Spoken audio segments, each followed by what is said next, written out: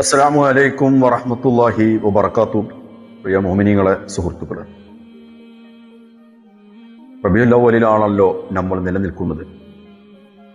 ഹബീബായ റസൂലുള്ളാഹി സ്വല്ലല്ലാഹു അലൈഹി വസല്ലമയെ കുറിച്ച് നമ്മുടെ ഉള്ളിൻ്റെ ഉള്ളിലോട്ട്, ഹൃദയത്തിലേക്ക് ചേർത്ത് പിടിക്കണം ഹബീബായ കരളിൻ്റെ കരളായ അഷ്റഫുൽ ഹൽഖ് റസൂലുള്ളാഹി സ്വല്ലല്ലാഹു അലൈഹി വസല്ലമ തങ്ങൾ അല്ലാഹു തൗഫീഖ് ചെയ്യട്ടെ.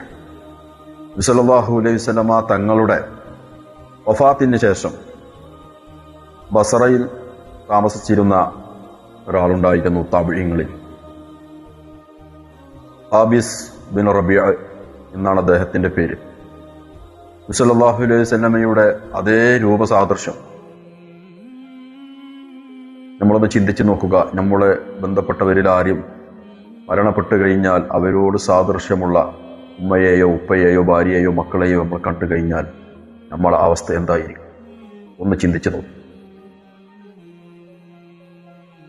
സല്ലല്ലാഹു അലൈഹി വസല്ലമയുടെ അതേ സാദൃശ്യം, അതേ രൂപം ഖാബിസ് ബിൻ റബീഅ താബിഈ റഹ്മഹുല്ലാ അദ്ദേഹത്തിൽ വലിയ പണ്ഡിതനായിരുന്നുവെന്ന് പറയുന്നു.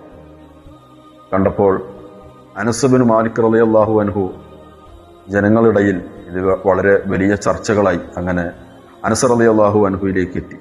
അനസ് ബിൻ മാലിക് റളിയല്ലാഹു അൻഹു അദ്ദേഹത്തെ കാണുമ്പോൾ നബി സല്ലല്ലാഹു അലൈഹി വസല്ലമയെ ഓർത്ത് കരയുകയുണ്ടായിരുന്നു. ഒരു റിപ്പോർട്ട് അനസ് റളിയല്ലാഹു അൻഹു അദ്ദേഹത്തെ കണ്ടപ്പോൾ അല്ലാഹുവിൻ്റെ റസൂൽ സല്ലല്ലാഹു അലൈഹി വസല്ലമയെ കാണണമെങ്കിൽ ഇയാളെ നോക്കുക എന്ന അർത്ഥത്തിലുള്ള വാക്കുകൾ പറഞ്ഞതായി ഉദ്ധരിക്കുന്നു.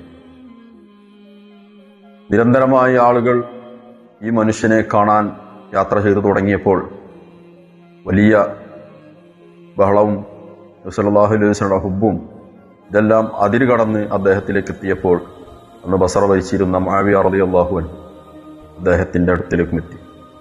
അങ്ങനെ അദ്ദേഹം ഈ മനുഷ്യനെ മുആവിയ റളിയല്ലാഹു അൻഹു അരികിലേക്ക് കൊണ്ടുവരാൻ കൽപ്പിക്കുകയും അങ്ങോട്ട് കൊണ്ടുപോവുകയും ചെയ്തു. അങ്ങനെ ഈ സന്ദർഭത്തിൽ മുആവിയ റളിയല്ലാഹു അൻഹു പള്ളിയിലിരുന്ന് ക്ലാസ് എടുക്കുകയായിരുന്നു. പല വാതിലുകളുമുണ്ട്. അതിൽ ഒരു വാതിലിലൂടെ